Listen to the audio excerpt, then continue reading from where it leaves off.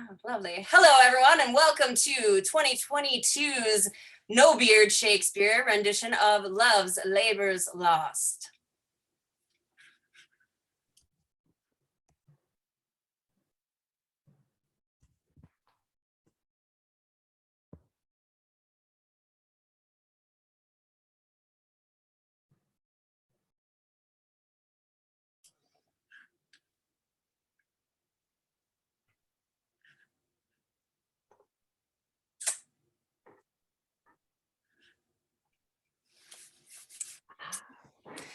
Let fame that all hunt after in their lives live registered upon our brazen tombs and make us heirs of all eternity.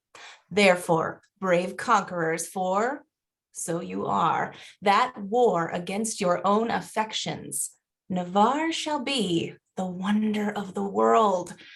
Our court shall be a little academe, still and contemplative in living art.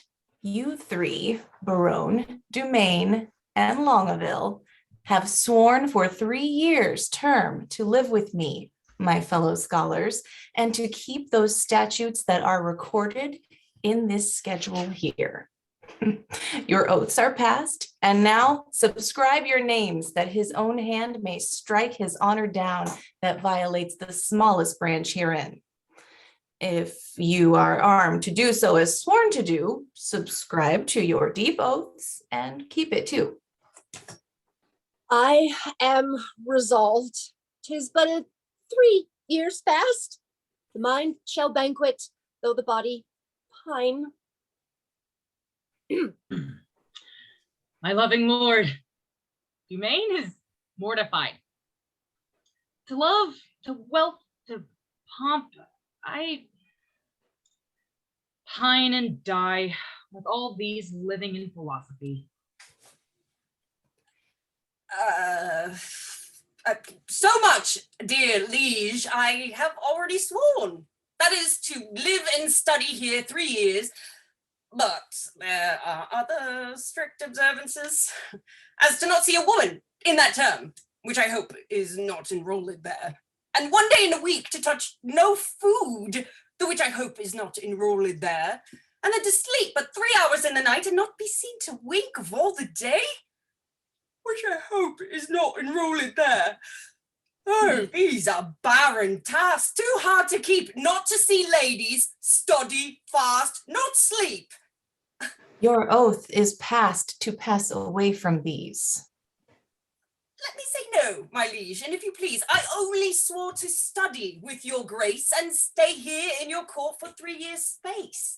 You swore to that, Berowne, and to the rest. Oh, yea and nay, sir, then I swore in jest. What is the end of study? Let me know. Why, that to know, which else we should not know. Things hid and barred, you mean, from common sense? Aye, that is study's godlike recompense. Come on then. I will swear to study so, to know the thing I am forbid to know, as thus, to study where I well may dine, when I to feast expressly am forbid, or study where to meet some mistress fine, when mistresses from common sense are hid. If study's gain be thus, and this be so, swear me to this, and I'll ne'er say no. These be the stops that hinder study quite, and train our intellects to vain and delight. Why, all delights are vain. Ah, how well he's read to reason against reading. Proceeded well to stop all good proceeding. He weeds the corn and still lets grow the weeding. Well, say I am. Why should proud summer boast before the birds have any cause to sing? Why should I joy in any abortive birth? Well, sit you out. Go home, Berowne. Adieu. No, my good lord, I have sworn to stay with you. And though I have for barbarism spoke more than that, for that angel knowledge you can say, yet, confident I'll keep what I have sworn and by the penance of each 3 years' stay. Give me the paper.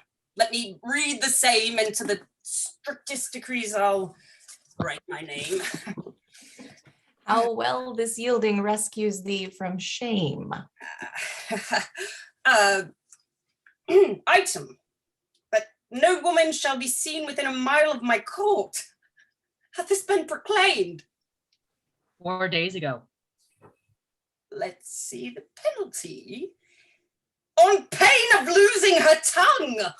Who devised this penalty? Marry, that did I. Sweet lord, and why? To fright them hence with that dread penalty. A dangerous law against gentility. Item, if any man be seen to talk with a woman within the term of 3 years, he shall endure such public shame as the rest of the court can possibly devise. This article, my liege, yourself must break. For well you know, here comes an embassy, the French king's daughter, with yourself to speak. A maid of grace and complete majesty, about to surrender up Aquitaine to her decrepit, sick, and bedrid father. Therefore this article is made in vain, or vainly comes the admired princess hither. What say you, lords? Why, this was quite forgot. So study evermore is overshot. While it doth study to have what it would, it doth forget the thing it should. We must of force dispense with this decree. She must lie here on mere necessity. Necessity will make us all forsworn 3,000 times within this 3 years space. If I break faith, this word shall speak for me. I am forsworn on mere necessity. Okay. So therefore, to the laws at large, I write my name, and he that breaks them stands in eternal shame. But I believe, although I seem so loath, I am the last that will keep his oath. But is there no quick recreation granted? Aye, that there is. Our court, you know, is right stayed with a refined traveler of Spain. This child of fancy, that Armado height, for interim to our studies shall ignite. How you delight, my lords, I know not. But I protest. I love to hear him sigh. Armado is a most illustrious wight, a man of fair new words, fashion's own knight.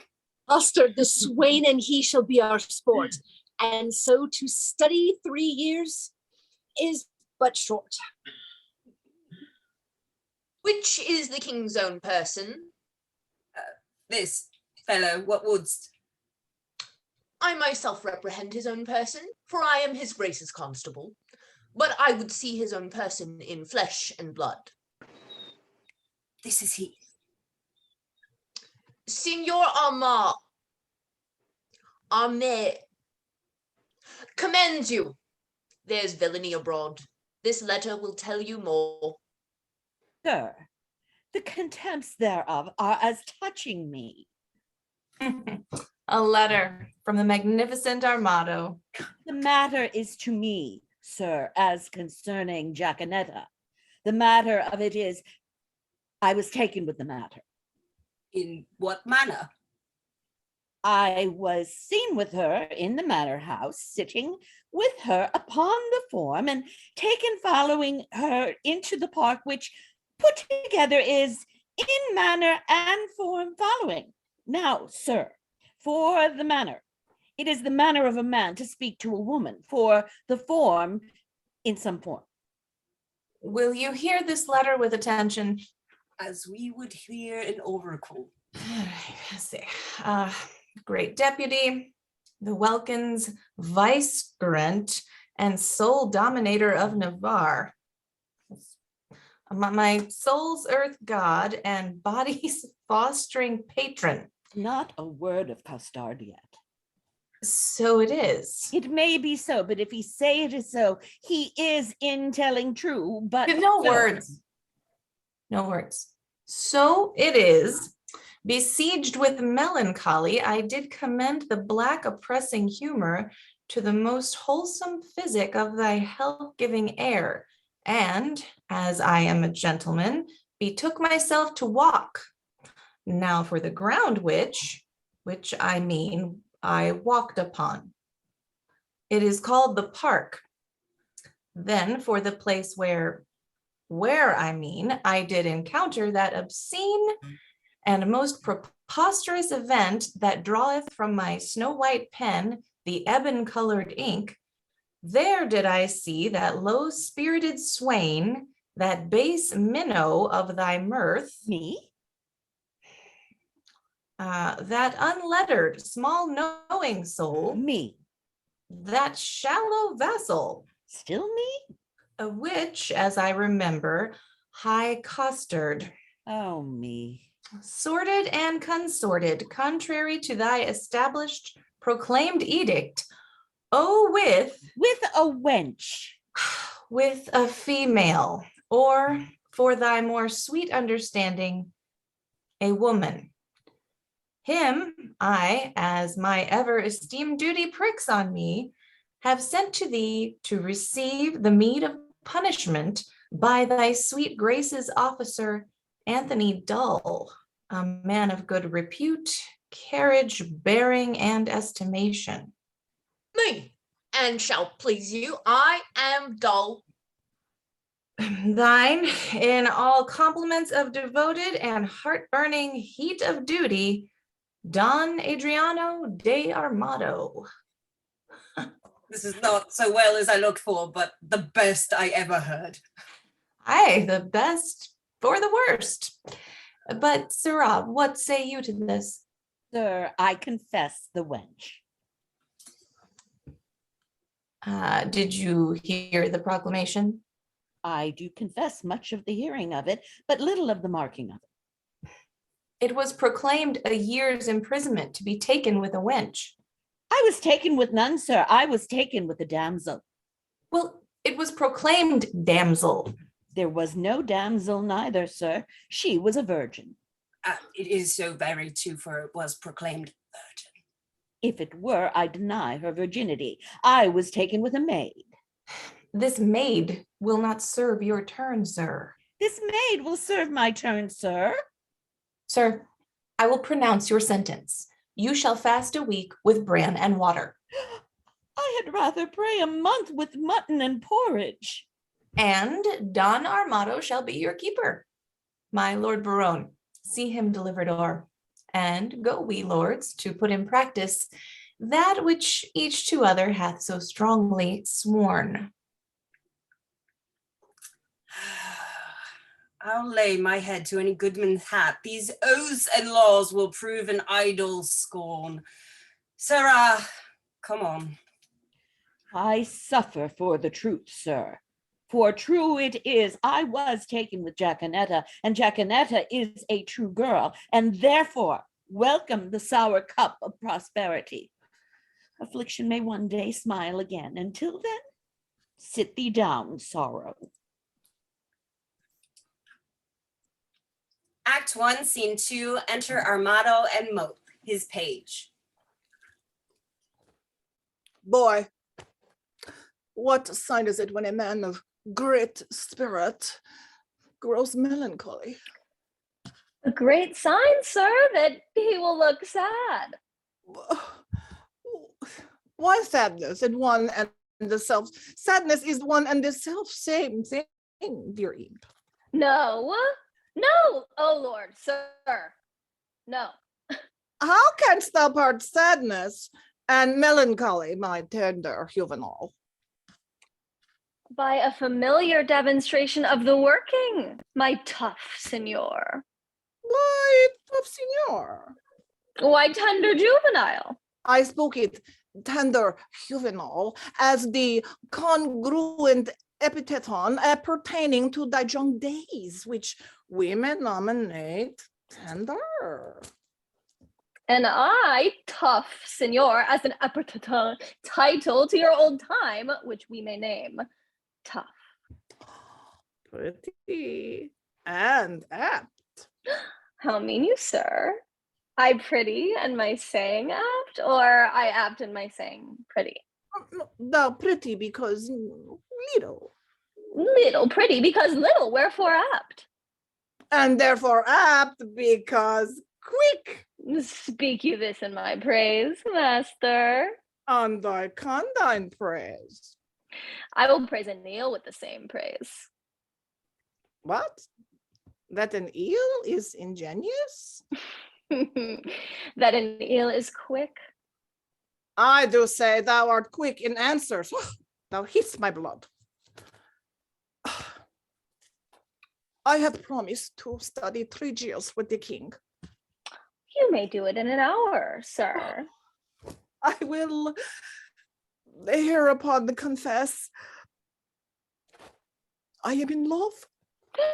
And as it is base for a soldier to love, so am I in love with a base wench. Oh, comfort me, boy. Oh. What great men have been in love?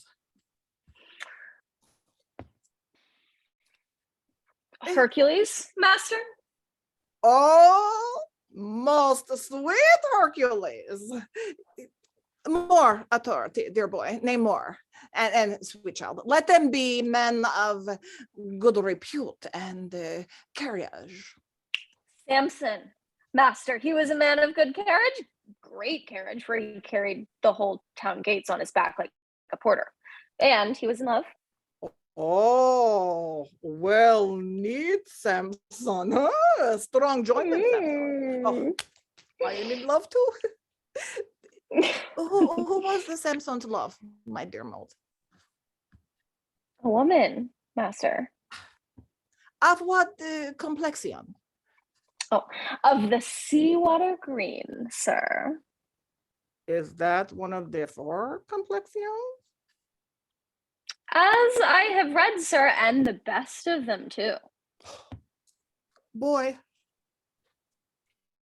I do love that country girl that I took in the park with the rational hand, Costard. She deserves well.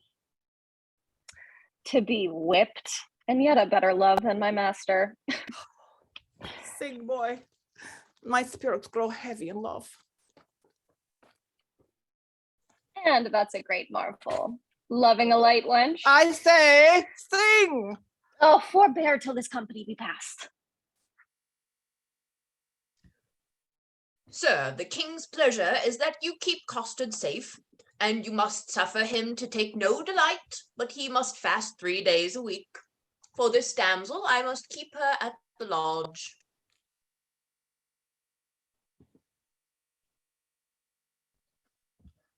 Oh, I do betray myself with blushing. Maid. I can't hear you, maid. Speak louder for me. Hmm? Oh, man. I will visit thee at the lodge. Oh, that's hereby. I know where it is situated. Lord, how wise you are. I will tell thee wonders. With that face? I love thee. So I heard you say. And so, farewell. Fair weather after you. Come, Jaquenetta, away. Villain, thou shalt fast for thy offenses ere thou be pardoned. Well, sir, I hope when I do it, I shall do it on a full stomach. Thou shalt be heavily punished. Take away this villain. Shut him up. Come, you transgressing, sir, away. Let me not be pent up, sir. I will fast being loose. No, sir, that were fast and loose, thou shalt to prison. Well, if ever I do see the merry days of desolation that I have seen, some shall see. What shall some see? Nay, nothing, Master Mote, but what they look upon.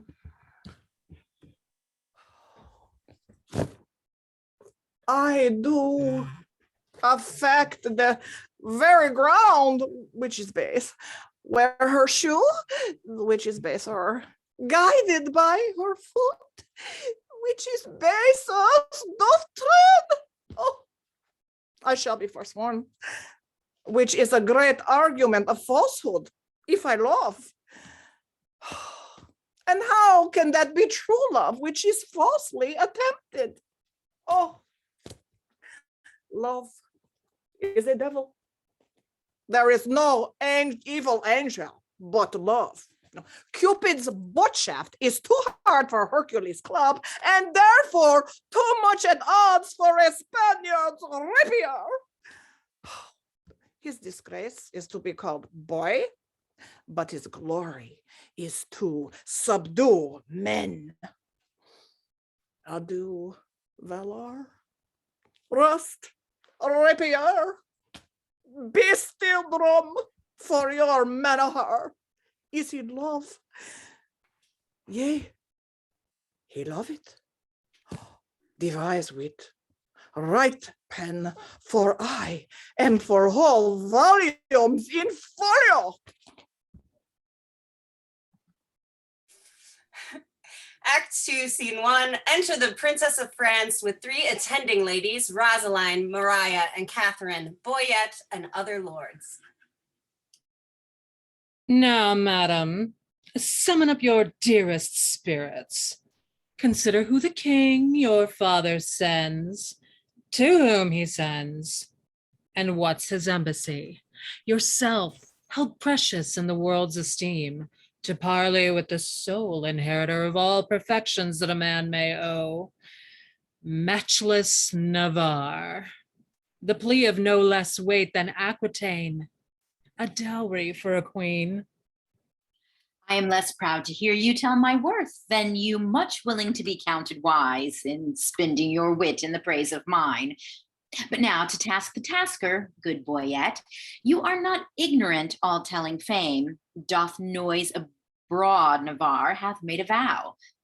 Till painful study shall outwear 3 years, no woman may approach his silent court. Tell him, the daughter of the King of France, on serious business craving quick dispatch, him opportunes personal conference with his grace. Proud of employment, willingly I go. Who are the followers, my fair ladies, that are vow fellows with this virtuous duke? Lord Longaville is one. Know you the man? I know him, madam. At a marriage feast in Normandy, I saw this Longaville, a man of sovereign parts. He is esteemed, well fitted in arts, glorious in arms. The only soil of his fair virtue's gloss is a sharp wit matched with too blunt a will. Some merry mocking lord, belike. Is it so? They say so, most that most his humors know. Such as short-lived wits do wither as they grow. Who are the rest? The young Dumaine, a well-accomplished youth, most power to do most harm, least knowing ill, for he hath wit to make an ill shape good, and shape to win grace, though he had no wit. I saw him once at the ducal ensigns. Another of these students at that time was there with him, if I have heard a truth. Berowne, they call him, but a merrier man I never spent an hour's talk withal. His eye begets occasion for his wit. For every object that the one doth catch, the other turns to a mirth-moving jest, which his fair tongue, conceits expositor, delivers in such apt and gracious words. God bless my ladies. Are they all in love? That every one her own hath garnished with such bedecking ornaments of praise? Now, what admittance, Lord? Navarre had notice of your fair approach, and he and his competitors in oath were all addressed to meet you, gentle lady, before I came. Marry, thus much I have learned. He rather means to lodge you in the field.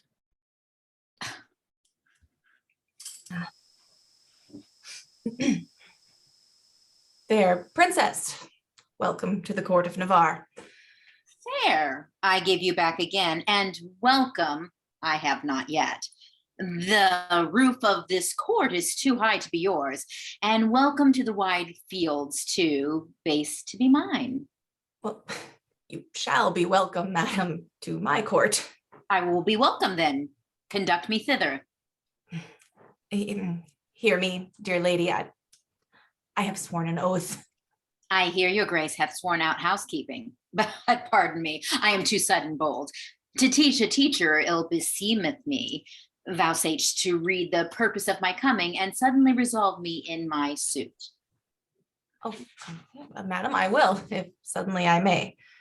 You will the sooner than I were away, for you'll prove perjured if you make me stay.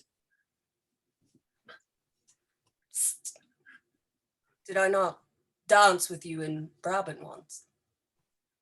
Did I not dance with you in Brabant once? I know you did. How neatly was it then to ask the question? You must not be so quick. 'Tis long of you that spur me with such questions.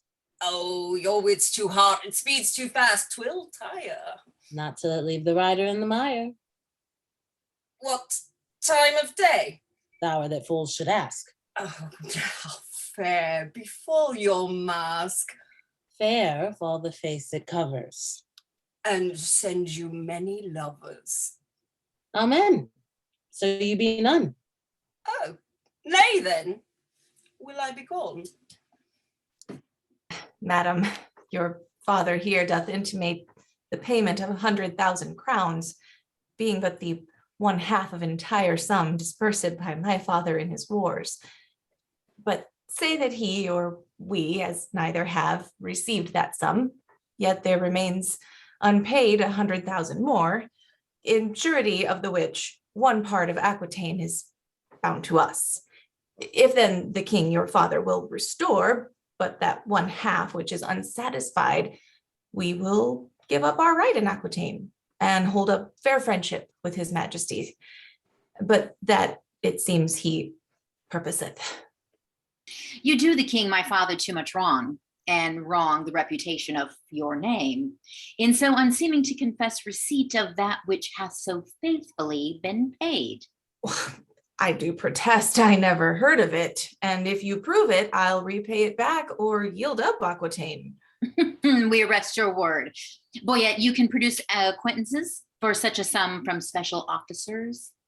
Satisfy me so. So please your grace, the packet is not come. Tomorrow you shall have sight of them.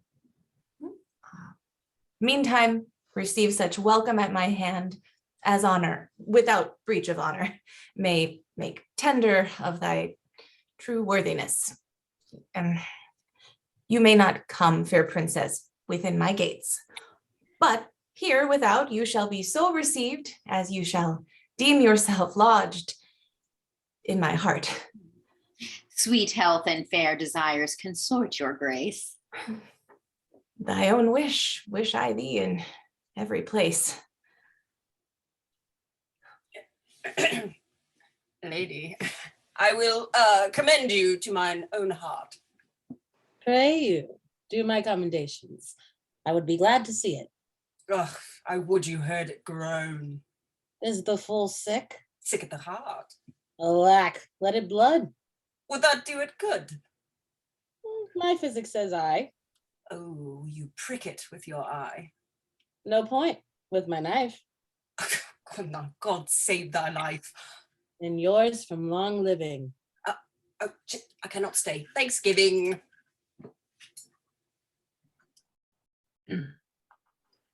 I pray you, sir. Yeah.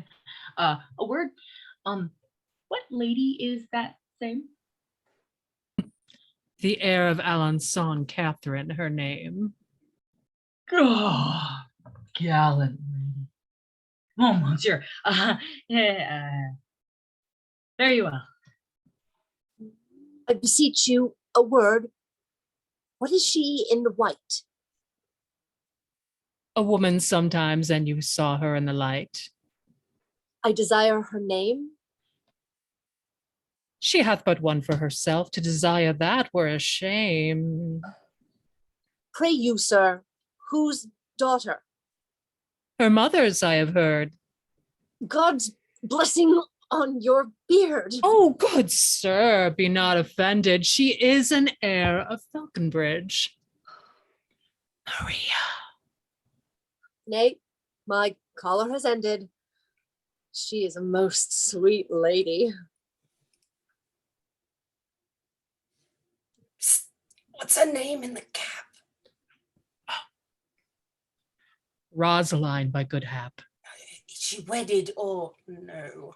To her will, sir, or so. You're welcome, sir. Adieu. The last is Berowne, the merry madcap lord. Not a word with him but a jest, and every jest but a word. And every jest but a word. I was as willing to grapple as he was to board. Two hot sheeps marry. Oh, no sheep, sweet lamb, unless we feed on your lips. So you grant pasture for me. No, not so, gentle beast. My lips are no common, though several they may be. Belonging to whom? To my fortunes and me. This civil war of wits were much better used on Navarre and his bookmen, for here 'tis bused. If my observation, which very seldom lies, deceive me not now, Navarre is infected. With what? With that which we lovers entitle affected. Your reason? Methought all his senses were locked in his eye as jewels and crystal for some prince to buy, who tendering their own worth from where they were glassed did point you to buy them along as you passed. I'll give you Actane and all that is his, and you give him for my sake but one loving kiss. Come to our pavilion. Boyet is disposed.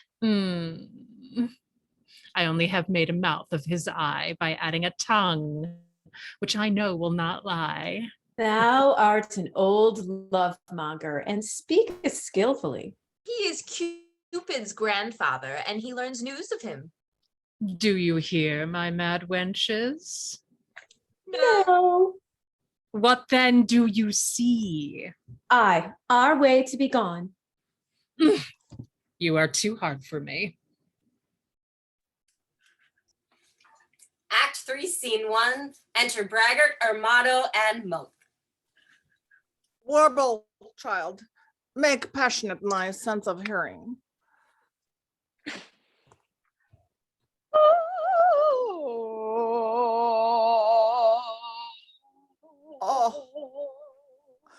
Oh, sweet air.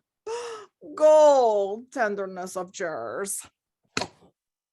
Take this key. Give enlargement to this wing. Bring him fastenably hither. I must employ him in a letter to my love. Negligent student learn by her heart. By heart and in heart, boy. And out of heart. Master, all those three I will prove. What wilt thou prove? A man, if I live. And this, by, in, and without. Upon the instant, by heart, you love her because your heart cannot come by her. In heart, you love her because your heart is in love with her. And out of heart, you love her being out of heart that you cannot enjoy her. I am all these three. Oh, fetch hither this Swain. He must carry me a letter. The way is but short. Away. As swift as lead, sir. Thy meaning, pretty ingenious. Is not lead a metal heavy, dull, and slow? Honest master. No. Oh, I say lead is slow. You are too swift, sir, to say so. Is that lead slow, which is fired from a gun? Oh, sweet smoke of rhetoric. Oh, he reputes me a canon And the bullet, that's he! Oh, I shoot thee at this way. Thump then, and I flee. Oh, most acute juvenile, voluble and free of grace. By thy favor, sweet welcome, I must sigh in thy face. Most rude melancholy, valor gives thee place. Oh, my herald is returned. Chira, Costard, I will enfranchise thee. Oh, marry me to one, Francis. By my sweet soul, I mean setting thee at liberty and freedoming thy person. Thou wert immured, restrained, captivated, bound. True, and now you will be my purgation and let me loose. I give thee liberty, impose on thee nothing but this. Bear this significant to the country maid, Jaquenetta. There is remuneration, for the best word of mine honor is rewarding my dependents. Mote, follow. Like the sequel, I, Signor Costard, adieu. Now will I look for his remuneration. Remuneration. Oh, that's the Latin word for 3 farthings. 3 farthings. Remuneration. What's the price of this inkle? 1 penny. No, I'll give you a remuneration. Why, it carries it. Remuneration. Remuneration. I will never buy and sell out of this word. Oh, my good knave Costard, exceedingly well met. Pray you, sir, how much carnation ribbon may a man buy for a remuneration? What is a remuneration? Marry, sir, halfpenny farthing. Why then 3 farthing worth of silk. Ah, I thank your worship. God be with you. Stay, sir, I must employ thee, as thou will win my favor. Good my knave, do one thing for me that I shall entreat. When would you have it done, sir? This afternoon. Well, I will do it, sir. Fare you well. No, thou knowst not what it is. I shall know, sir, when I have done it. Oh, why, villain, thou must know first. I will come to your worship tomorrow morning. It must be done this afternoon. Hark, knave, it is but this. The princess comes to hunt here in the park, and in her train there is a gentle lady. When tongues speak sweetly, they name her name, and Rosaline, they call her.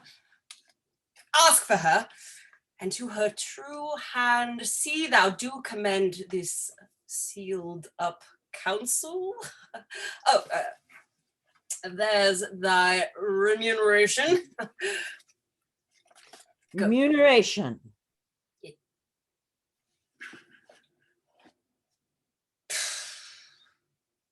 And I, forsooth, in love.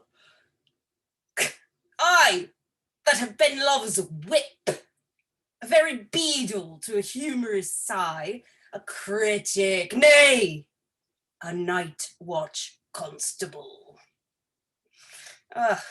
This wimpled, whining, purblind, wayward boy, this senior junior, giant dwarf, Don Cupid, regent of love rhymes, lord of folded arms, the anointed sovereign of sighs and groans, dread prince of plackets, king of codpieces, sole imperator and great general of trotting parroters. My little heart. What? I love, I sue, I seek a wife. a woman that is like a German clock, still a repairing, ever out of frame, and never going aright, being a watch, but being watched that it may still go right. Nay, but to be perjured, which is worst of all, and among three, to love the worst of all, a worldly wanton with a velvet brow, with two pitchballs stuck in her face for eyes, and I to sigh for her, to watch for her, to pray for her. Go to, it is a plague that Cupid will impose for my neglect of his almighty dreadful little mite. Well, I will love, write, sigh, pray, sue, groan. For some men must love, my lady, and some Joan. Act 4, Scene 1, enter the princess, Dull, her ladies, and Boyet, hunting with bows and arrow. The king rides by on his horse, trying to be discreet but spying, and being seen, takes off ridiculously. Was that the king that spurred his horse so hard? I know not, but I think it was not he. Whoever he was, he showed a mounting mind.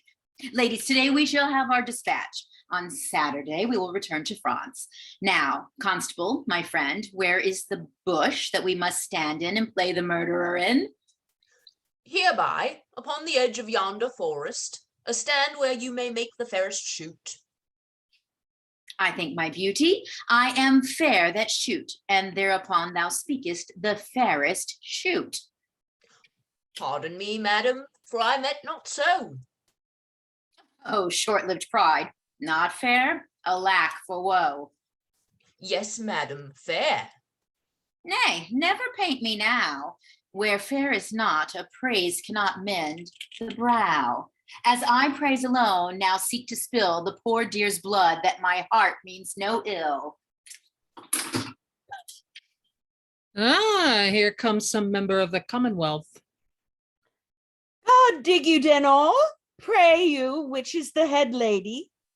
Thou shalt know her, fellow, by the rest that have no heads. Which is the greatest lady, the highest? The thickest and the tallest. The thickest and the tallest. It is so, truth is truth. Are you not the chief woman? You are the thickest here. What's your will, sir? I have a letter from Monsieur Berowne to one Lady Rosaline. Stand aside, good bearer. Boyet, you can carve. Break up this capon and everyone give ear. I am bound to serve. By heaven, that thou art fair is most infallible. True that thou art beauteous, truth itself that thou art lovely. The conclusion is victory. On whose side? The king's. I am thy king. Shall I command thy love? I may. Shall I enforce thy love? I could. Shall I entreat my love? I will. Thus expecting thy reply, I profane my lips on my foot. Thine, in the dearest design of industry, Adriano de Armado. Ah, this letter is mistook. It importeth none here. It is writ to Jaquenetta. What plume of feathers is he that indited this letter? One Don Armado, the Spaniard that keeps here in the court. Thou fellow, a word. Who gave thee this letter? I told you, my lord. To whom shouldst thou give it? From my lord to my lady. From which lord to which lady? From my lord Berowne, a good master of mine, to a lady of France that he called Rosaline. Thou hast mistaken his letter. Come, friends, away. Here, sweet, put up this, 'twill be thine another day. Who is the shooter? Why, she that bears the bow. Well then, I am the shooter. And who is your dear? If we choose by the horns, yourself come not near. You still wrangle with her, Boyet, and she strikes at the brow. But she herself is hit lower. Have I hit her now? Shall I come upon thee with an old saying, as touching the hit it? Thou canst not hit it, hit it, hit it. Thou canst not hit it, my good man. And I cannot, and I cannot. Another can. Why do the bow hand? In faith, your hand is out. Indeed, he must shoot nearer or he'll never hit the clout. On my soul, a swain, a most simple clown. Lord, Lord, how these ladies have put him down. Act 4, Scene 2. Enter Dull the constable, Holofernes the pedant, and Nathaniel the curate, speaking of the hunting. Very good sport, truly, and done in the testimony of good conscience. The deer was, as you know, sanguis in blood, ripe as fruit, who now hangeth like a jewel in the sky, and anon falleth like a crab on the face of the soil, the land, the earth. Truly, Master Holofernes, the epitaphs are sweetly varied, like a scholar at the least. But, sir, I assure you, it was a buck of the first head. Sir Nathaniel, hard credo. 'Twas not a hod credo, 'twas a pricket. Ah! Most barbarous intimation, to show, as it were, his unpolished, uneducated, untrained, or rather unlettered, or rather as non-confirmed fashion to insert again my hard credo for a deer. I said the deer was not a hod credo, 'twas a pricket. Twice sod simplicity. This coctus, oh, the monster ignorance, how deformed dost thou look. Sir, he hath never fed of the dainties that are bred in a book.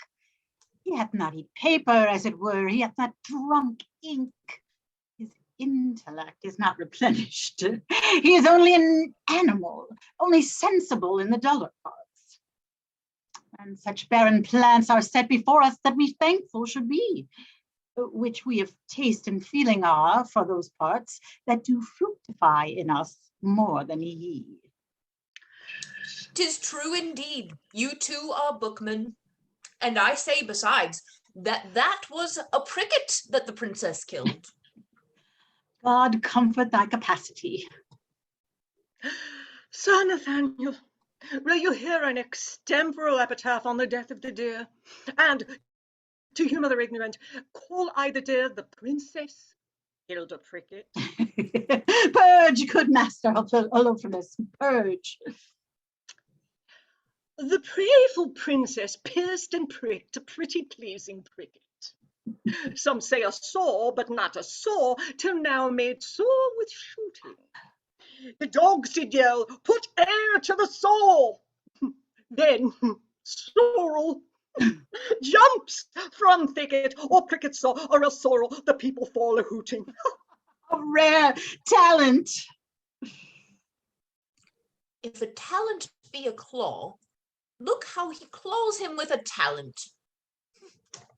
This is a gift that I have, simple, a foolish, extravagant spirit, full of forms, figures, shapes, objects, ideas, apprehensions, motions, revolutions. The gift is good in those in whom it is acute, and I am thankful for it. Sir, I praise the Lord for you, and so may my parishioners, for their sons are well tutored by you. Mercure, If their sons be ingenious, they shall want no instruction. If their daughters are capable, I will put it to them. So feminine saluteth us. God give you good morrow, Master Parson. Good Master Parson. Be so good as to read me this letter. It was given me by Costard and sent me from Don Armado. I beseech you, read it. Oh, what, my soul? Verses?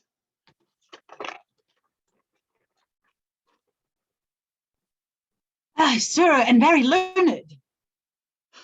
Let me hear a staff, a stanza, a verse. There's Dumaine. If love make me forsworn, how shall I swear to love? Though to myself forsworn, to thee I'll faithful prove. Study his bias leaves and make his books thine eyes. If knowledge be the mark, to know thee shall suffice. I will overglance the superscript. To the snow-white hand of the most beauteous Lady Rosaline. I will look again on the intellect of the letter for the nomination of the party, writing to the person written unto. Your ladyship's in all desired employment, Berowne. Sir Nathaniel, this Berowne is one of the votaries with the king, and here he hath framed a letter to Lady Rosaline, which incidentally hath miscarried. Trip and go, my sweet. Deliver this paper into the royal hand of the king. It may concern much. Oh, stay not thy compliment. I forgive thy booty, duty, adieu. Oh, good Costard. Sir, God save your life. Have with thee, my girl. Sir, we have done this in the fear of God, very religiously. I do fear colourable colours. But to return to the verses, did they please you, Sir Nathaniel? Marvellous well for the pen. I do dine today at the father's of a certain pupil of mine, where if, before repast, it shall please you to gratify the table with a grace, I will undertake your benvenuto. But I will prove those verses to be very unlearned, neither savouring of poetry, wit, nor invention. I beseech your society. And thank you too, for society, saith the book, is the text, is the happiness of life. Sir, I do invite you to. No. You No. shall not say nay. Poca verba. Away! The gentles are at their game, and we will to our recreation. Act 4, Scene 3, enter Berowne with a paper in his hand, alone.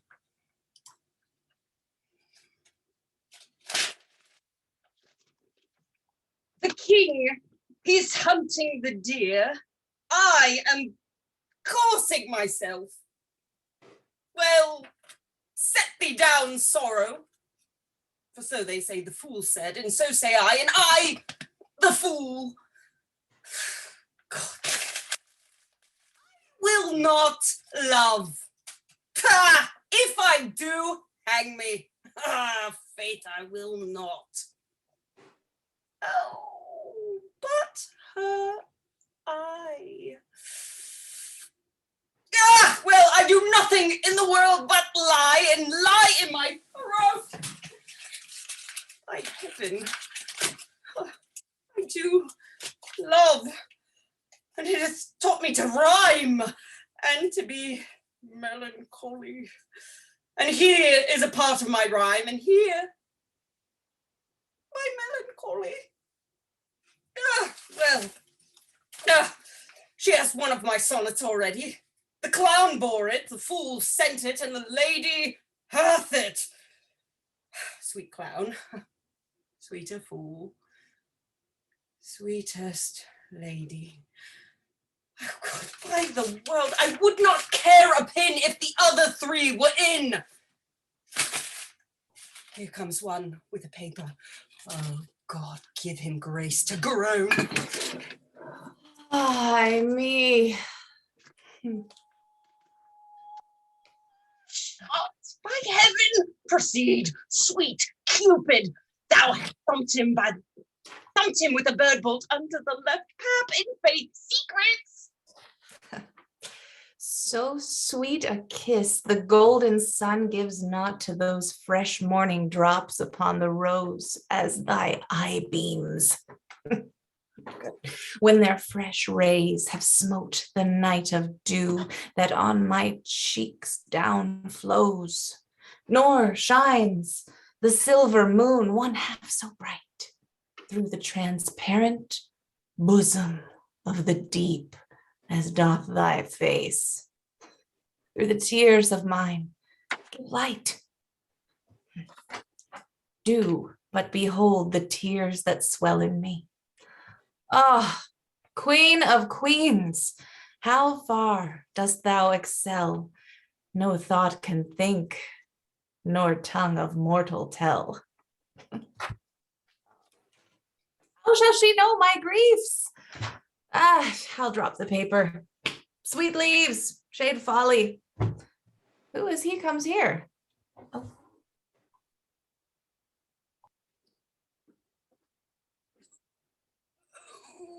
Now in thy likeness one more fool appear. Ay me, I am forsworn. In love, I hope, sweet fellowship in shame. One drunkard loves another of the name. Am I the first that have been perjured so? I could put thee in comfort, not by two that I know. Oh, I fear these stubborn lines lack power to move. Oh, sweet Maria, an empress of my love, did not the heavenly rhetoric of thine eye, against whom the world cannot hold argument, persuade my heart to this false perjury? Vows for thee broke deserve not punishment. A woman I forswore, but I will prove. Thou being a goddess, I forswore not thee. Thou was earthly, thou a heavenly love. Thy grace being gained cures all disgrace in me. If by me broke, what fool is not so wise to lose an oath to win a paradise? God amend us. God amend. We are much out of the way. By whom shall I send this? Company, stay. Oh, more sacks to the mill. Oh, heavens, I have my wish. Dumaine transformed. 4 woodcocks in a dish. Oh, most divine Kate. Oh, most profane coxcomb. Oh, that I had my wish. And I had mine. Oh, and I mine too, good Lord. Amen, so I had mine. Once more, I'll read the ode that I have written.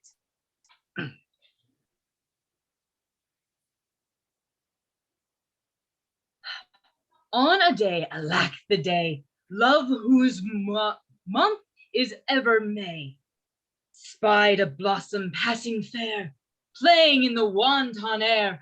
Air, quoth he, thy cheeks may blow, ere would I might triumph so. But alack, my hand is sworn, never to pluck thee from thy thorn. Vow, alack, my hand is sworn, never to pluck thee from thy thorn. Vow, alack, for youth unmeet, youth so apt to pluck a sweet. Do not call it sin in me, that I am forsworn for thee, thou for whom I swear to Jove. Turning my mortal for thy lowe. That shall express my true lowe's fasting pain. Oh, would the king, Berowne and Longaville were lovers too. Ill to example ill. would from my forehead wipe a perjured note, for none offend where all alike do dote. Dumaine, thy love is far from charity, that in love's grief desired society. You may look pale, but should blush, I know, to be o'erheard and taken napping so. Come, sir, you blush. As your case is such. You chided him, offending twice as much. You do not love Maria? Longaville did never sonnet for her sake compile. I have been closely shrouded in this bush and marked you both. And for you, both did blush. What will Berowne say? When that he shall hear faith infringed, which such zeal did swear? How will he scorn? How will he spend his wit? How will he triumph, leap, and laugh at it? Ah, for all the wealth that ever I did see,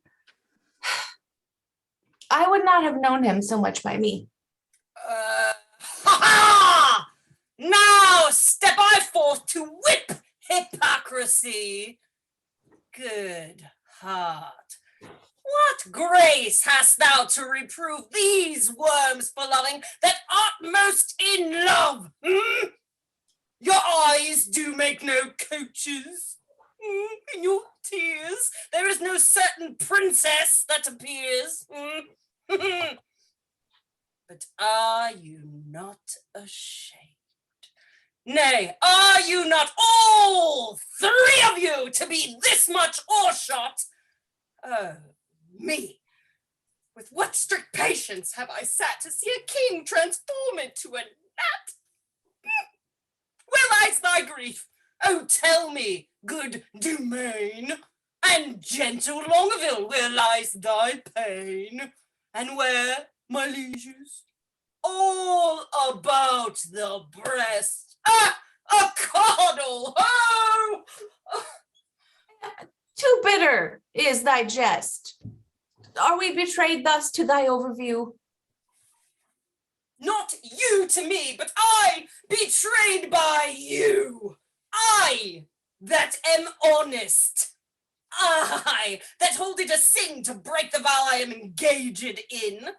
When shall you see me write a thing in rhyme, or groan for Joan, or spend a minute's time in pruning me? When shall you hear of that? Soft, whither away so fast? A true man or a thief that gallops so? I post from love. Good lover, let me go. God bless the king. What present hast thou there? Some certain treason. I beseech your grace. Let this letter be read. Our parson misdoubts it. 'Twas treason, he said. Berowne, read it over. Where hadst thou it? Of Costard. Of Don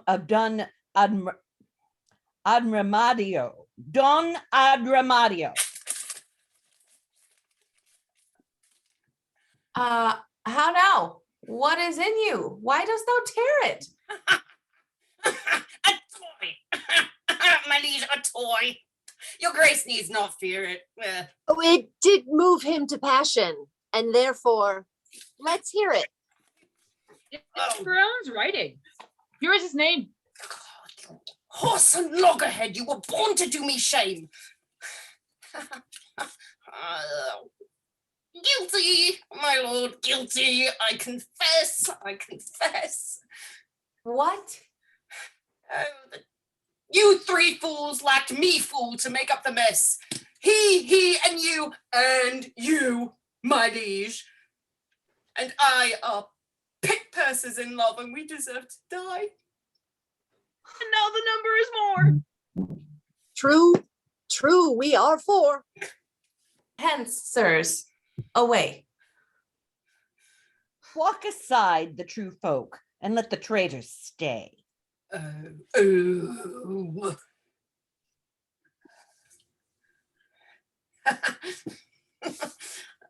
Sweet lords, sweet lovers. Oh, let us embrace! We cannot cross the cause why we were born, therefore of all hands must we be forsworn. What, did these red lines show some love of thine? Did they? Quoth you, who sees the heavenly Rosaline? What peremptory eagle-sighted eye dares look upon the heaven of her brow that is not blinded by her majesty? Oh, what zeal, what fury hath inspired thee now? No devil will fight thee then so much as she. I never knew man hold vile stuff so sweet. But what of this? Are we not all in love? nothing so sure, and thereby all forsworn. Oh, then leave this chat, and good Berowne, now prove our loving lawful and our faith not torn. Aye, Mary, there's some flattery for this evil.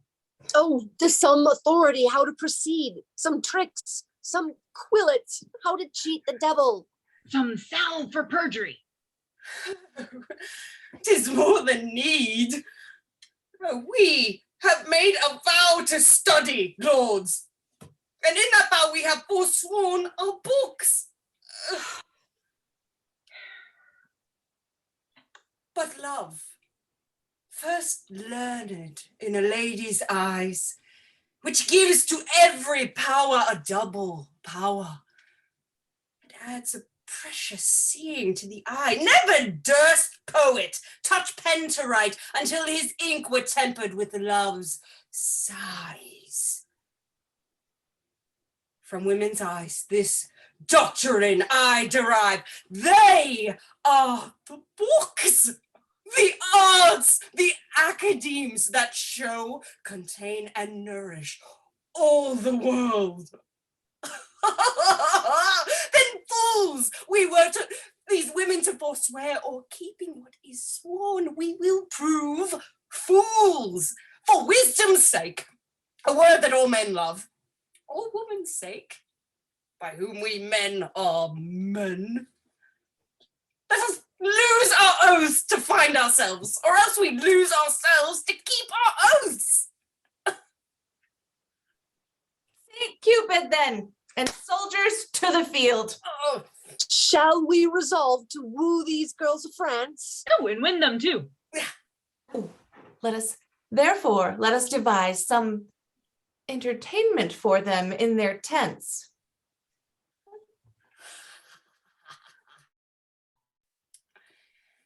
Act 5, Scene 1, enter Holofernes, Nathaniel, and Dull.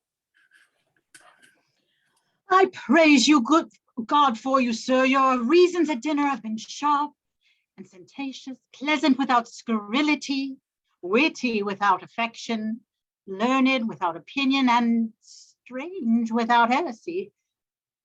I did converse this day with a companion of the king's, who is called Don Adriano de Armado. He is too odd, as it were, too peregrinate, as I may call it.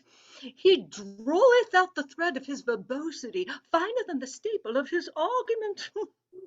I abhor such fanatical phantasms, such insociable and point device companions, such rackers of orthography, as to speak doubt, fine, when he should say doubt, debt, when he should pronounce debt, DEBT, not DET. He clappeth a calf cough, half horse, neighbor vocateur, neighbor, nay, abbreviated me. It insinueth me of insani, nay, intelligis domine, to make frantic, lunatic. Los Deus, and intelligio. Chira. Chira, not Syrah. Men of peace, well encountered. Most military, sir. Salutation. They have been at a great feast of languages and stolen scraps. Oh, they have lived long on the alms basket of words. I marvel thy master hath not eaten thee for a word, for thou art not so long by the head as honorificabilitudinatabius. Thou art easier swallowed than a flat dragon. Peace. The peal begins. Monsieur, are you not lettered? Yes, he teaches boys the horn book. What is A, B spelled backwards with the horn on its head? Ba preirthia, with a horn added. Bah, most silly sheep with a horn. You hear his learning. Key, thou consonant? The last of the 5 vowels if you repeat them, or the 5th by. I will repeat them. A, E, I. The sheep. The other 2 concludes it.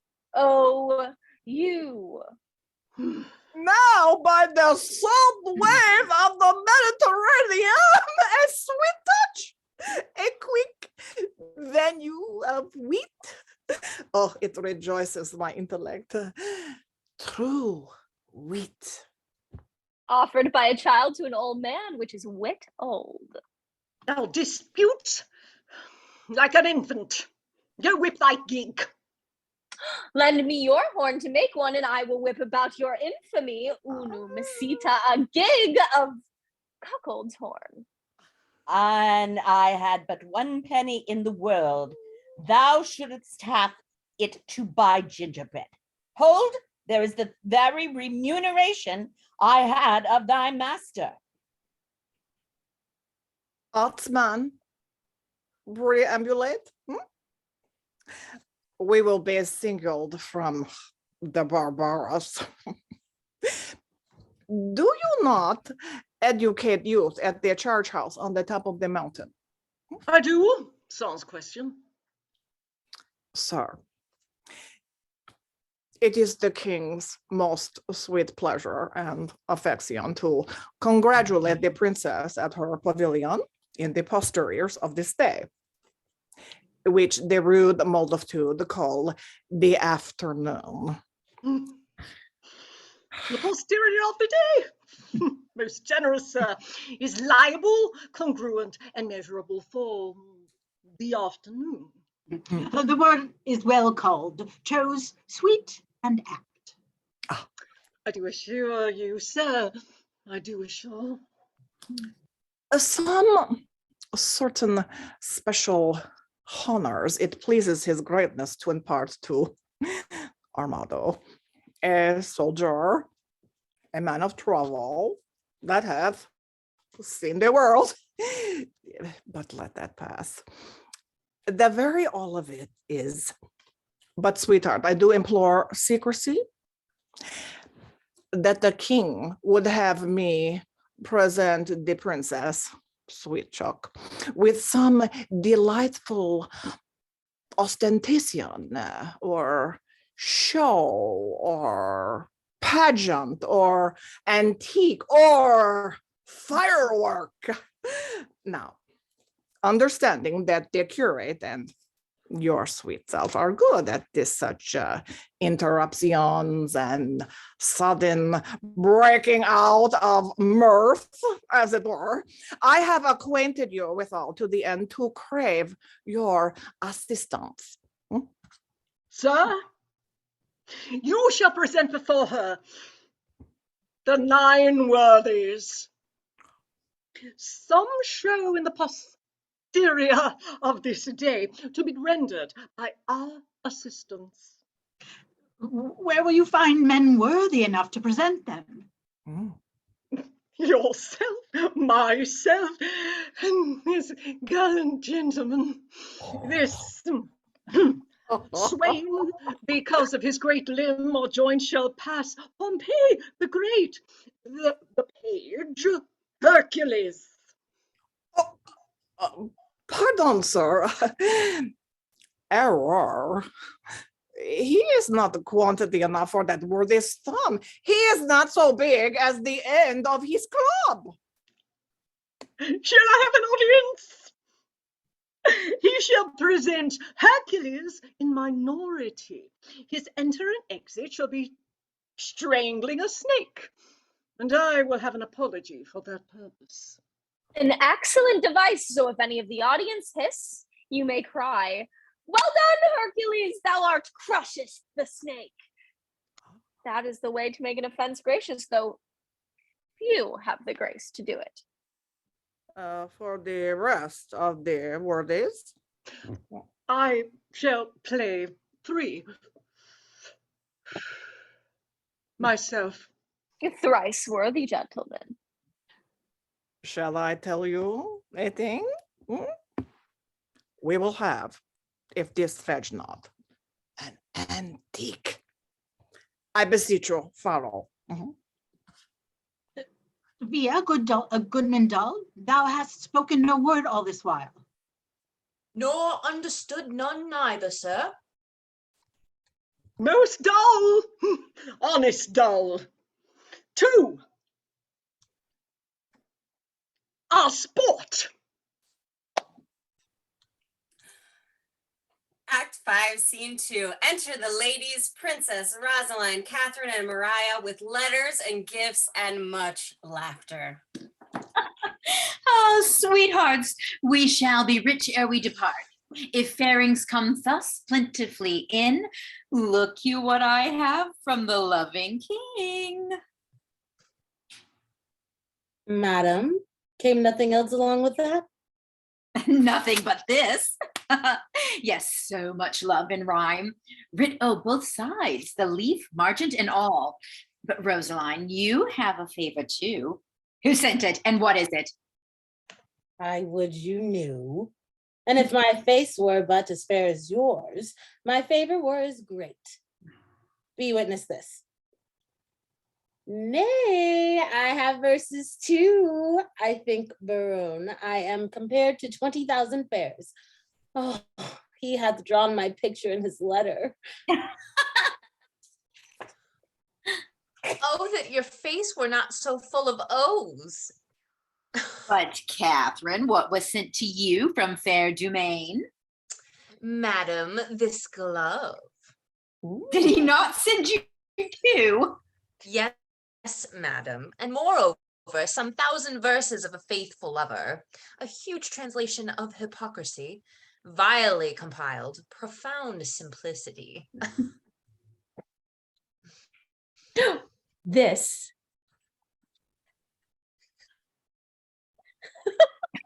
Oh, and some pearls.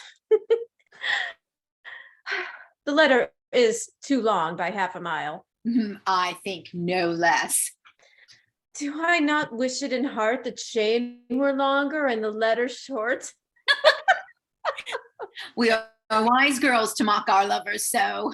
They are worse fools to purchase mocking so. That same Berowne I'll torture as I go. So one-handed would I o'ersway his state, that he should be my fool and I his fate. Oh. Here comes Boyet, and his mirth is in his face. Oh, I am stabbed with laughter. Where's her grace? Thy news, Boyet. Oh, prepare, madam, prepare. Arm, wenches, arm. Encounters mounted are against your peace. Love doth approach disguised. The king and his companions. Warily I stole into a neighbor thicket by and overheard what you shall overhear. That by and by disguised they will be here. Their herald is a pretty knavish page that well by heart hath conned his embassage. action and accent did they teach him there? Thus must thou speak, and thus thy body bear. For, quoth the king, an angel shalt thou see, yet fear not thou, but speak audaciously. With that, all laughed and clapped him on the shoulder, making the bold wag by their praises bolder. With that, they all did tumble on the ground with such zealous laughter, so profound. But what? But what? Come they visit us.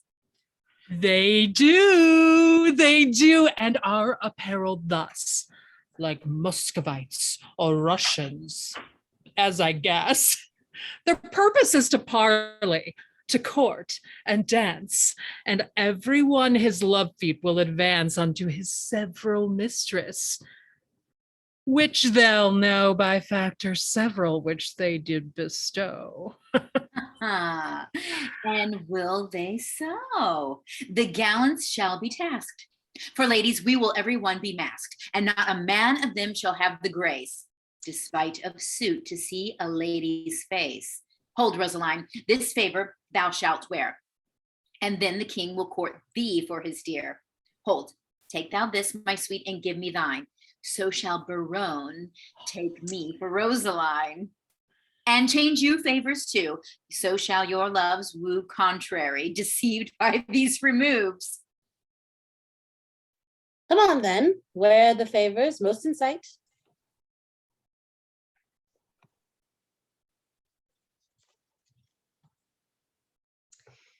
But in this changing, what is your intent? The effect of my intent is to cross theirs. They do it but in mockery merriment, and mock for mock is only my intent. But shall we dance if they desire us to it? No, to the death we will not move a foot, nor to their penned speech renders we no grace, but while 'tis spoke each turn away her face. Why, that contempt will kill the speaker's heart and quite divorce his memory from his part. There's no such sport as sport by sport overthrown, to make theirs ours and ours none but our own. So shall we stay, mocking intended game, and they, well mocked, depart away with shame. The trumpet sounds. Be masked! The maskers come.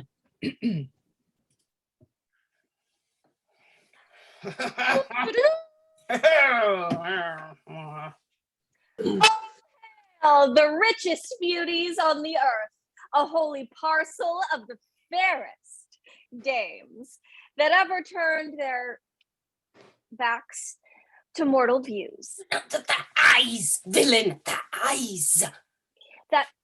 That ever turned their eyes to mortal views. Out of your True, favors. out indeed. Out of your favors, heavenly spirits, vouchsafe not to behold with your Once to son. behold, rogue. Once to behold with your sun-beamed eyes. With your sun-beamed. They do not mark me, and it brings me out. Is this your perfectness? Be gone, you rogue.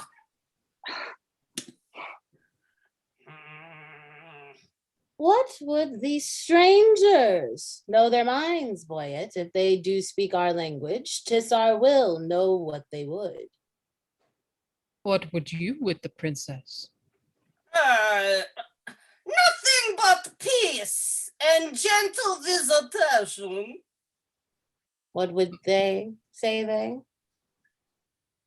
Nothing but peace and gentle visitation. Why, that they have, and bid them so be gone. She says you have it and you may be gone. Say to her, we have many measured, many miles to tread a measure with her on this grass. They say that they have measured the many a mile to tread a measure with you on this grass. Tell her we measure them by weary steps. She hears herself. How many weary steps of many weary miles you have o'ergone? We number nothing that we spend for you. Vouchsafe to show the sunshine of your face that we, like savages, may worship it. My face is but a moon, and clouded too. Blessed are clouds to do as such clouds do. Since you are strangers and come here by chance, will not be nice. Take hands, we will not dance. Why take we hands then? Only to part friends. Curtsy, sweethearts, and so the measure ends. Prize you yourselves, what buys your company? Your absence only. That can never be. If you deny to dance, let's hold more chat. In private, then. I am best pleased with that. A fair-handed mistress, one sweet word with me. Honey and milk and sugar, there is 3. One word in secret. Let it not be sweet. Thou grievest my gall. Gall, bitter. Therefore meat. Will you vouchsafe with me to change a word? Name it. Fair lady. Say you so, fair lord? Take that for your fair lady. Please it you as much in private, and I'll bid adieu. What? Was your vizard made without a tongue? I know the reason, lady. Why you ask? Oh, for your reason. Quickly, sir, I long. You have a double tongue within your mask, and would afford my speechless wizard half. No, I'll not be your half. Will you give me horns, chaste lady? Do not so. Then die a calf before your horns do grow. One word in private with you ere I die. Bleat softly then, the butcher hears you cry. The tongues of mocking wenches are as keen as is the razor's edge invisible, cutting a smaller hair than may be seen. Above the sense of sense, so sensible, seemeth their conference. Their conceits have wings fleeter than arrows, bullets, wind, thoughts, swifter things. Yes. Not one word more, my maids. Break off, break off.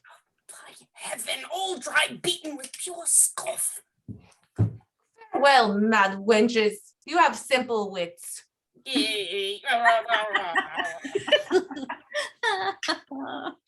Oh, 20 adieus, my frozen Muscovits. Will they not, think you, hang themselves tonight? Or ever but in vizards show their faces? This pert Berowne was out of countenance quite. They were all in lamentable cases. But will you hear? The king is my love sworn. And quick Berowne hath plighted faith to me. And Longaville was for my service born. Dumaine is mine, as sure as the bark on the tree. Madam and pretty mistresses, give ear. Immediately they will again be here in their own shapes, for it can never be they will digest this harsh indignity. Will they return? They will. They will, God knows, and leap for joy, though they are lame with blows. Therefore change favors, and when they repair, blow like sweet roses in the summer air. How blow? How blow? Speak to be understood. Avant perplexity. What shall we do if they return in their own shapes to woo? Let us complain to them what fools were here, disguised like Muscovites in shapeless gear, and wonder what they were, and to what end their shallow shows and prologue vilely penned, and their rough carriage so ridiculous should be presented at our tent to us. Ladies, withdraw. The gallants are at hand. Fair sir, God save you. Where's the princess? Gone to her tent. Please, at your majesty, command me any service to her thither. That she vouchsafe me audience for one word. I will. And so will she, I know, my lord. Oh, this gallant pins the wenches on his sleeve. Had he been Adam, he'd tempted Eve. He can carve too and lisp. Why, this is he, the stairs, as he treads on them, kiss his feet, and consciences that will not die in debt pay him the due of honey-tongued Boyet. The blister on his sweet tongue with my heart that put Armado's page out of his part. Oh, all hail, sweet madam, and a fair time of day. Fair in all hail is foul, as I conceive. Construe my speeches better, if you may. Then wish me better. I will give you leave. We came to visit you and purpose now to lead you in our court. Vouchsafe it then. This field shall hold me, and so hold your vow. Nor God nor I delights in perjured men. Rebuke me not for that which you provoke. The virtue of your eye must break my oath. You nickname virtue. Vice you should have spoke. For virtue's office never breaks men's truth. Oh, you have lived in desolation here, unseen, unvisited, much to our shame. Not so, my lord. It is not so, I swear. We have had pastimes here and pleasant game. A mess of Russians left us but of late. How, madam? Russians? Aye, in truth, my lord. Trim gallants, full of courtship and state.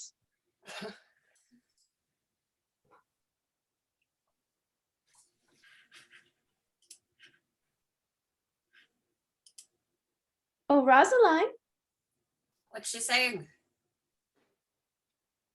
Madam, speak true. It is not so, my lord. We four indeed confronted were with four in Russian habit.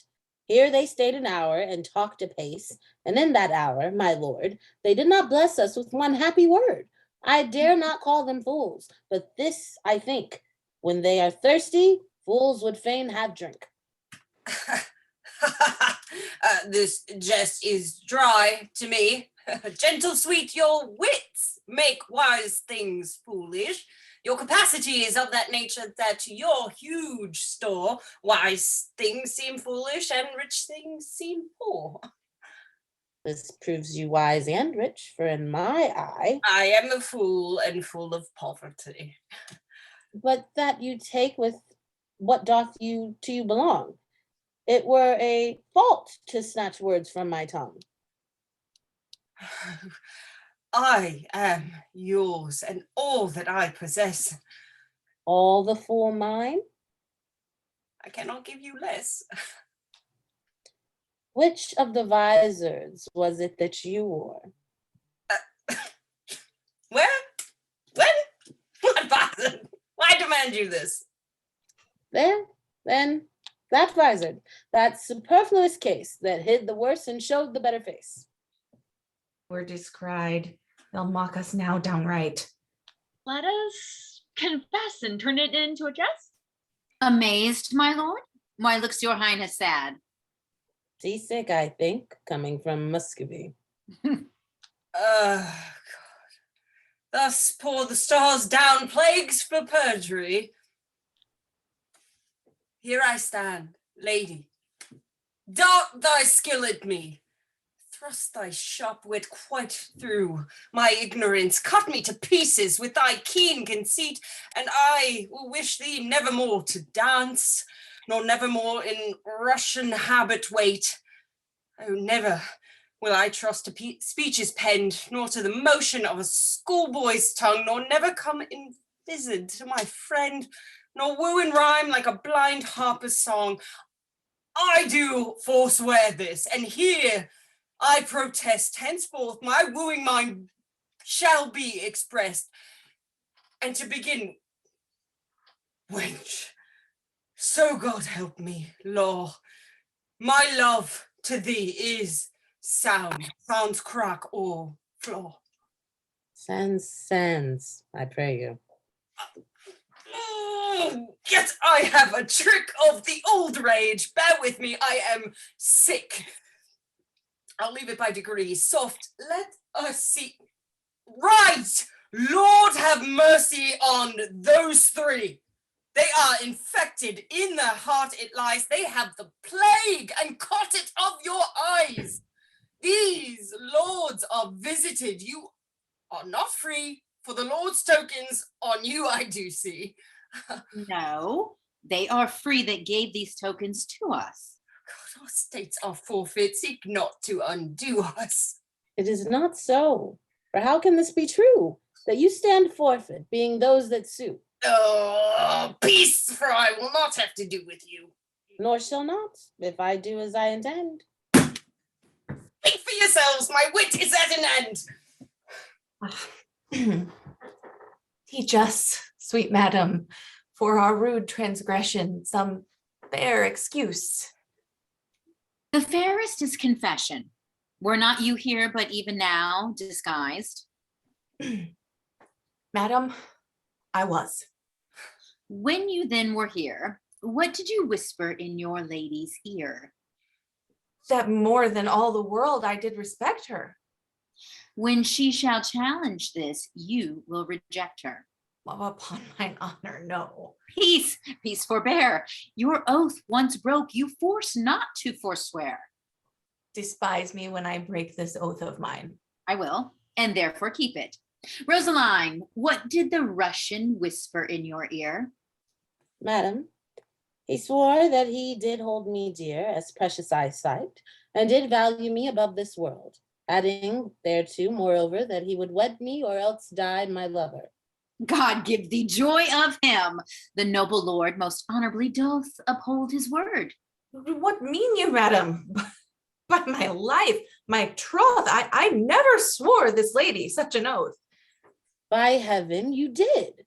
And to confirm it plain, you gave me this. But take it, sir, again. My faith and this, the princess I did give. I knew her by this jewel on her sleeve. Pardon me, sir. This jewel did she wear? And Lord Berowne, I thank him, is my dear. What will you have me or your pearl again? Neither of either, I remit both twain. Oh, God, I see the trick on it. Here was a consent, knowing aforehand of our merriment to dash it like a Christmas comedy.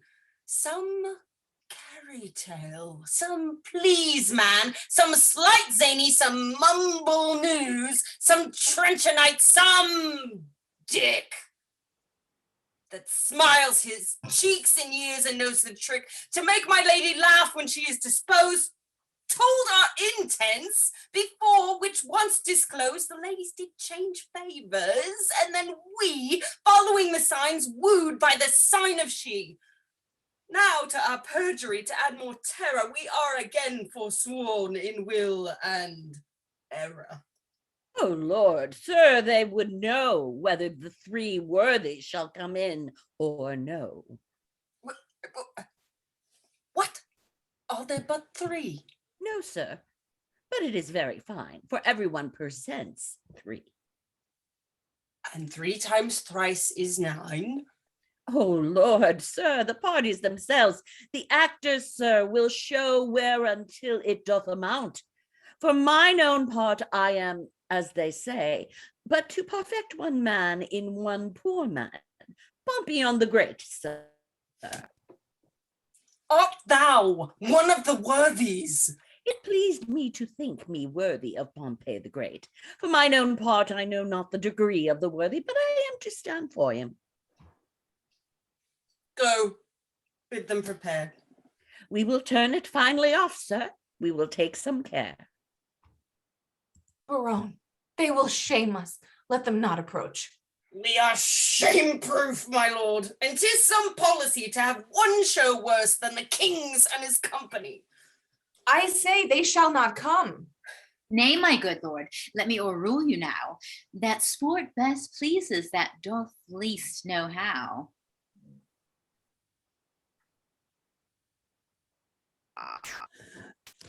Anointed, I implore so much expense of thy royal sweet breath as will utter a brace of words.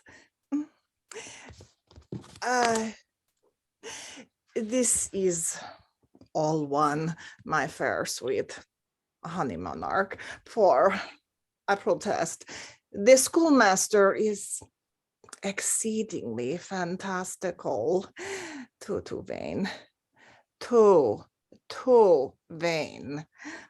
But we will put it, as they say, to fortuna de la guerra. I wish you the peace of mind, my most royal compliment. Here is like to be a good presence of worthies. He presents Hector of Troy, the swain Pompey the Great, and parish curate Alexander, Armado's page Hercules, the teacher Judas Maccabeus. And if these four worthies in their first show thrive, these four will change habits and present the other five. The 9 worthies. I, Pompey, am. You lie, you are not he. Oh, well said, old marker. I must needs be friends with thee. He Pompey is. I, Pompey, am. Pompey, surnamed the Big. The Great. Ah, it is great, I. Pompey, surnamed the Great, that oft in field with targe and shield did make my foe to sweat.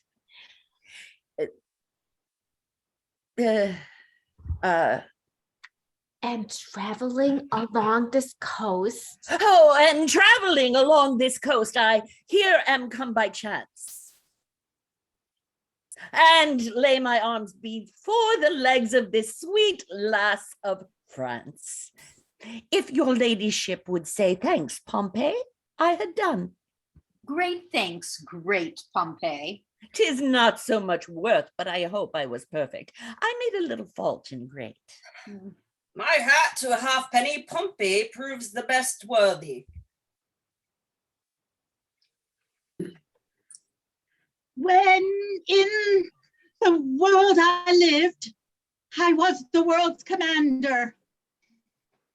By east, west, north, and south, I spread my conquering might. My scutcheon plain declares that I am Alexander. The conqueror is dismayed. Proceed, good Alexander. When in the world I lived, I was the world's commander. Most true, 'tis right. You were so, Alexander. Pompey the Great. Your servant and Costard. Take away the conqueror, take away Alexander. Sir, you have overthrown Alexander the conqueror. A conqueror and afeard to speak? Run away for shame, Alexander. There, and shall please you, a foolish mild man, an honest man.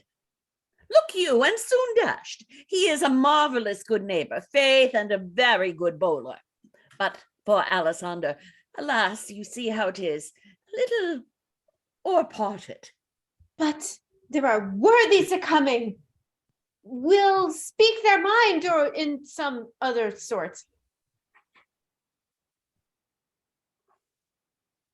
Great Hercules, presented by this imp, whose cloud keys Cerberus, that 3-headed Canis, and when he was a babe, a child, a shrimp.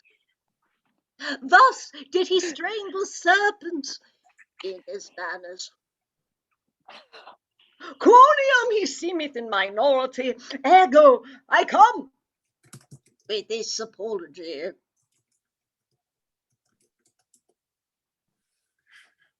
Judas, I am.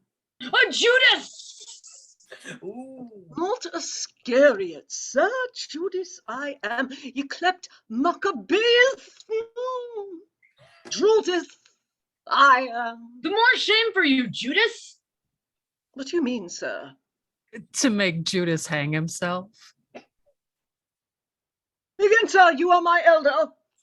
Well followed. Judas was hanged on an elder. I will not be put out of countenance. Because thou hast no face. What is it? A cittern head. The head of a bodkin. A death's face in a ring. The face of an old Roman coin, scarce seen. And now forward, for we have put thee in continence. You put me out of countenance. They're no false. We have given thee faces. But you have outfaced them all. And now we're to lion, we would do so. Therefore, as he is an ass, let him go. And so adieu, sweet Jude. Nay, why dost thou stay? For the latter end of his name. Ah, for the ass to the Jude. Give it him, Jude, ass. Away.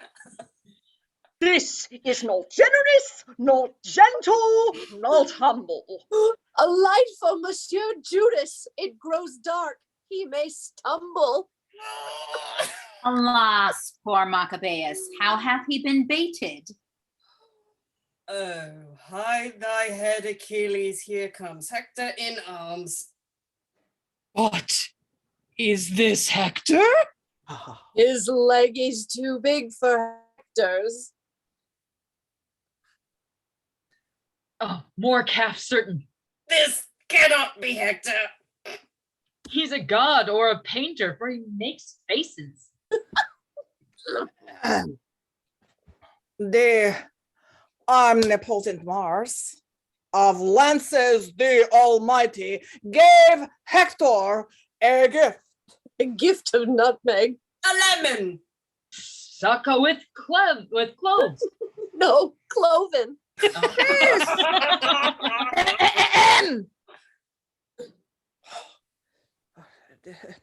The omnipotent Mars of lances the Almighty gave Hector a gift, the hair of Ilion.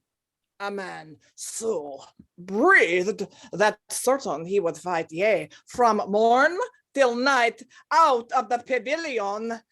I am that flower. That mint. That Columbine. Sweet Lord Longaville, rein thy tongue. The sweet Mormon is dead and rotten. Sweet Chucks, beat not the bones of the buried. When he breathed, he was a man. But I will forward with my device. Oh, sweet royalty, bestow on me the sense of hearing. Speak, brave Hector, we are much delighted. Oh, I adore thee, sweet gracious slipper. Loves her by the foot. He may not by the yard. This Hector far surmounted Hannibal. The party is gone. Fellow Hector, she is gone. She is 2 months on her way. What meanest thou? Faith, unless you play the honest Troyan, the poor wench is cast away. She's quick. The child brags in her belly already. 'Tis yours. Dost thou infomize me among potentates? Thou shalt die. Then shall Hector be whipped for Jaquenetta, that is quick by him, and hanged for Pompey, that is dead by him. Most rare Pompey! Renowned Pompey! Greater than great, great, great, great Pompey! Pompey the huge! Hector trembles. Pompey is moved. Hector will challenge him. By the North Pole, I do challenge thee. Will not fight with a pole like a northern man.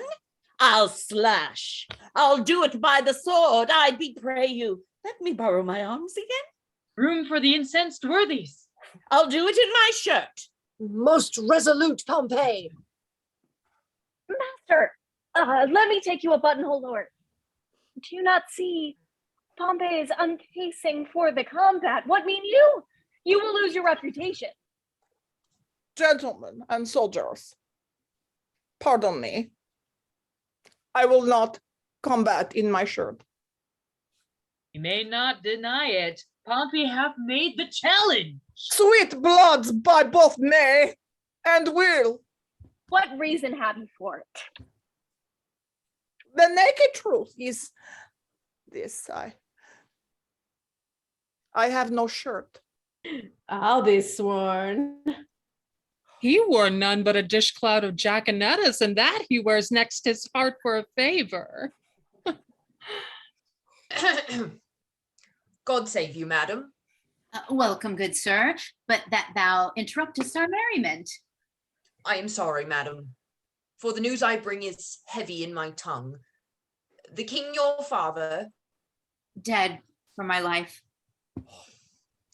even so, my tale is told. Worthies away, the scene begins to cloud. For my own part, I breathe free breath. I have seen the day of wrong, and through the little hole of discretion, and I will right myself like a soldier.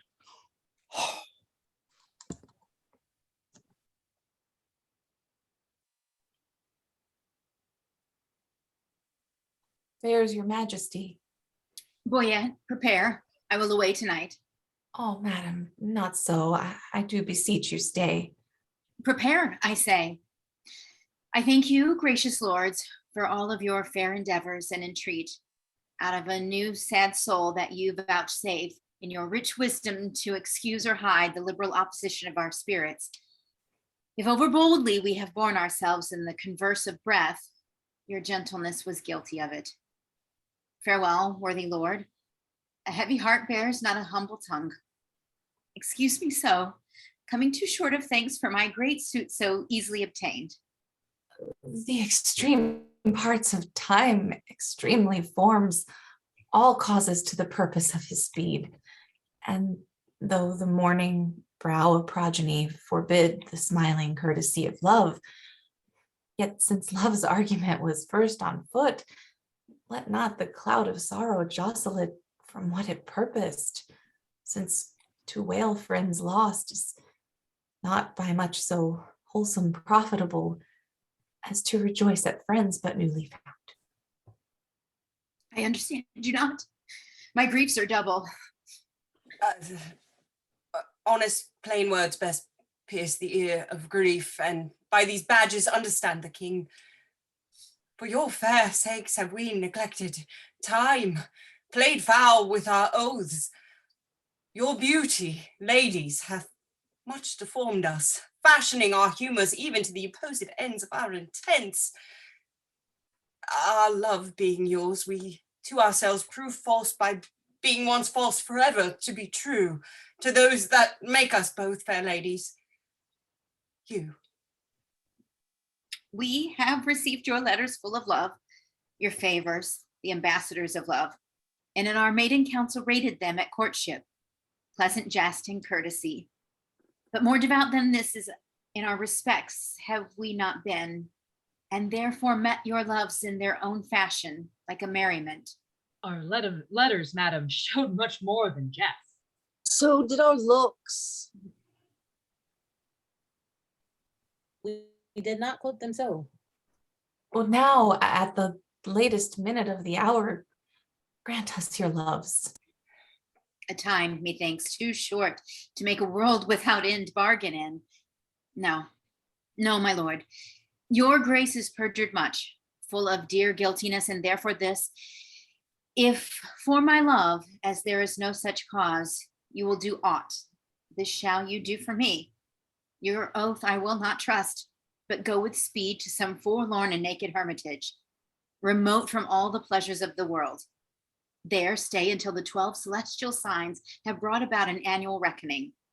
If this austere and sociable life change not your offer made in heat of blood, but that it bear this trial and last love. Then, at the expiration of the year, come challenge me. Challenge me by these deserts. And by this virgin palm now kissing thine, I will be thine. Until that instant shut my woeful self up in a mourning house, raining the tears of lamentation for the remembrance of my father's death. If this thou do deny, let our hearts part, neither entitled in the other's heart. Hence, hermit, then, my heart is in thy breast. But what to me, my love? But what to me? A wife? A beard, fair health, and honesty. With threefold love, I wish you all these three. Oh, shall I say I thank you, gentle wife? Not so, my lord. A 12-month and a day, I'll mark no words that smooth-faced wooers say. Come when the king doth to my lady come, then if I have much love, I'll give you some. I'll serve thee true and faithfully till then. Yet swear not, lest you be forsworn again. What says Mariah? At the 12 months' end, I'll change my black gown for a faithful friend. I'll stay with patience, but the time is long. The like are you. Few taller are so young. Studies, my lady. Mistress, look on me. Behold the window of my heart, mine eye. Impose some service on me for thy love.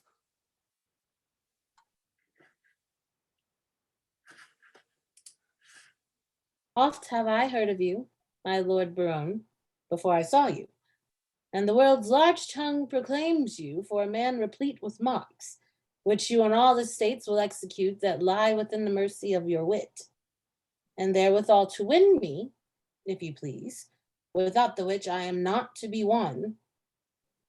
You shall this 12-month term, from day to day, visit the speechless sick, and still converse with groaning wretches, and your task shall be, with all the fierce endeavor of your wit, to enforce the pained impotent to smile.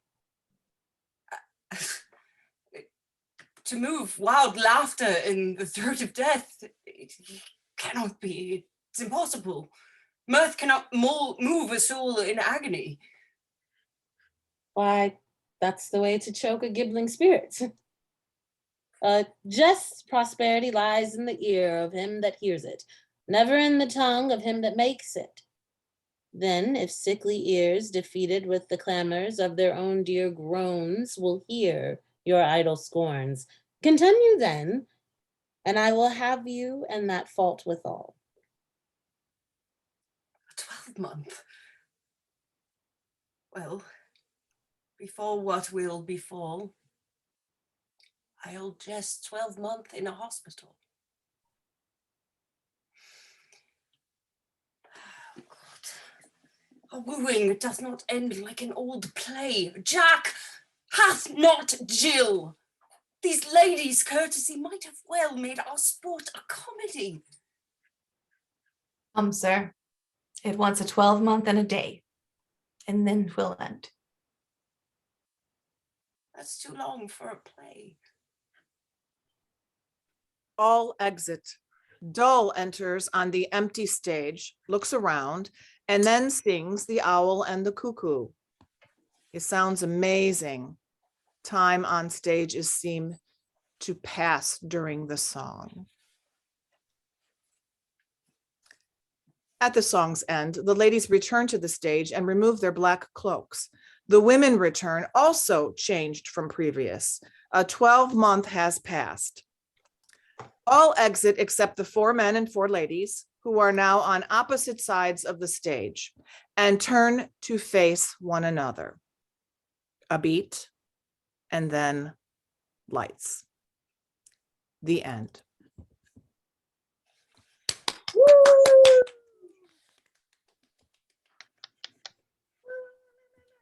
A round of applause. Yay. Yay.